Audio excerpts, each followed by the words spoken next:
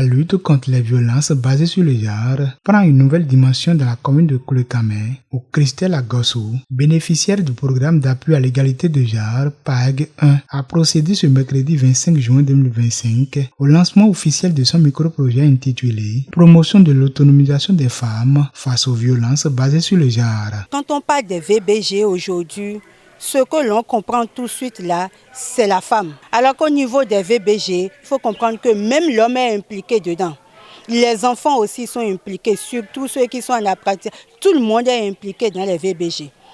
Et les VBG, on en a tellement parlé, on en a tellement expliqué qu'aujourd'hui, on est en train de chercher à comprendre pourquoi ça persiste. Malgré tout ce qu'on dit, les VBG continuent toujours. Et là, on a vu qu'il faut penser maintenant à l'autonomisation de la femme et au rôle vraiment de l'homme dans le foyer. Mise en œuvre avec l'appui du consortium RDI, de Participe GmbH et le cofinancement de la coopération suisse, ce projet a pour objectif de sensibiliser les femmes sur leurs droits, de renforcer leurs capacités économiques et sociales et de les outiller à mieux se protéger contre les violences qui freinent leur épanouissement. La cérémonie s'est tenue en présence d'une délégation de leaders politiques et religieux, dont l'honorable Guy Dossou-Mitope, du facilitateur PAEG affecté à la zone, des représentants de la société civile, ainsi que plus d'une soixantaine de participantes venues témoigner leur intérêt pour la cause. Les autorités présentes ont salué l'initiative, la qualifiant de pertinente et salutaire dans un contexte où la précarité économique constitue un facteur aggravant des violences faites aux femmes. J'ai vu ici un développement qui met chacun devant ses responsabilités. Et ça, franchement, cela m'a séduit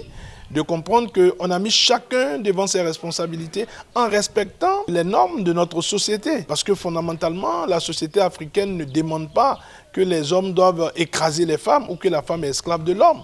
Notre société n'a jamais prôné cela. Ce sont des déviances. Et donc, ici même, j'ai vu qu'on a essayé de rétablir les choses en disant aux femmes, on veut que vous puissiez connaître vos droits et vos devoirs, mais cela ne veut pas dire que c'est une vengeance ou une revanche des femmes sur les hommes. Par cette action, le PAEG 1 continue de renforcer l'engagement citoyen pour l'égalité des chances et la justice sociale à travers des projets de terrain qui impactent concrètement la vie des communautés. Je voudrais vraiment remercier tous ceux qui constituent le projet PAEG, que ce soit les PTF, et les partenaires à la base, même les bénéficiaires aussi, parce que sans les bénéficiaires, il n'y a pas l'objectif du projet à atteindre. Là, tout de suite, nous invitons le partenaire à donner beaucoup plus encore de valeur au projet, parce que ce projet, non seulement de faire la valorisation de la femme, permet aussi d'éduquer l'homme.